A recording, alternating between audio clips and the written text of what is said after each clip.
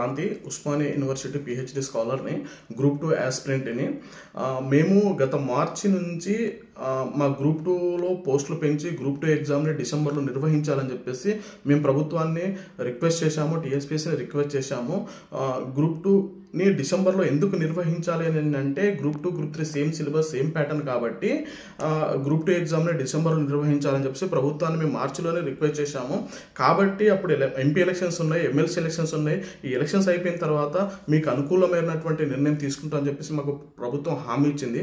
ప్రభుత్వం ఇచ్చినటువంటి హామీ మేరకే మాకు ఈరోజు గ్రూప్ 2 ఎగ్జామ్ని డిసెంబర్లో వాయిదా వేస్తున్నటువంటి మాకు అనుకూలమైనటువంటి నిర్ణయం తీసుకున్నటువంటి రేవంత్ రెడ్డి ప్రభుత్వానికి, రేవంత్ రెడ్డి గారికి థ్యాంక్స్ చెప్పుకుంటా ఉన్నాము. నిరుద్యోగులందరి పక్షాన గ్రూప్ 2 అభ్యర్థుల తరపున రేవంత్ రెడ్డి గారికి థ్యాంక్స్ చెప్పుకుంటా ఉన్నాము.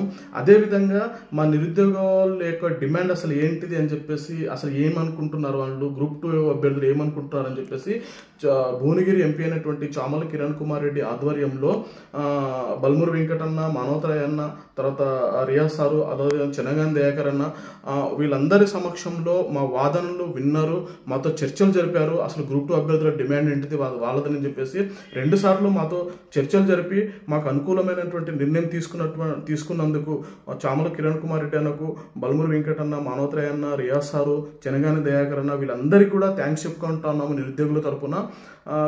ఇంకొకటి ఏంటంటే ఈ ప్రజాపాలనలో గత ప్రభుత్వం ఎన్ని ధర్నాలు చేసినా, ఎన్ని రాస్తారోకోలు చేసినా, మా వాయిస్ విన్నా కూడా గత ప్రభుత్వం వినలేదు.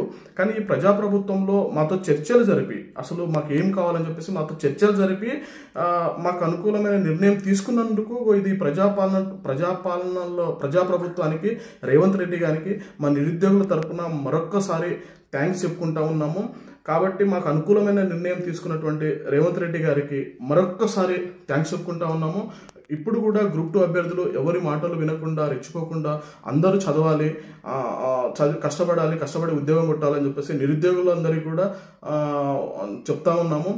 అందరూ మన ఈ సమస్య గురించి పోరాడినటువంటి నిరుద్యోగ మిత్రులందరికీ కూడా, సహకరించినటువంటి మిత్రులందరికీ కూడా థ్యాంక్స్ చెప్పుకుంటూ మరొక్కసారి మా గ్రూప్ 2 డిమాండ్ ఏంటిది, మా గ్రూప్ 2 ఎగ్జామ్ని డిసెంబర్లో నిర్వహించాలని చెప్పేసి మా వాదనను విన్నటువంటి రేవంత్ రెడ్డి ప్రభుత్వానికి, మాకు అనుకూలమైనటువంటి నిర్ణయం తీసుకున్నటువంటి రేవంత్ రెడ్డి ప్రభుత్వానికి, రేవంత్ రెడ్డి గారికి మరొక్కసారి మా నిరుద్యోగుల తరపున థ్యాంక్స్ చెప్పుకుంటా ఉన్నాము.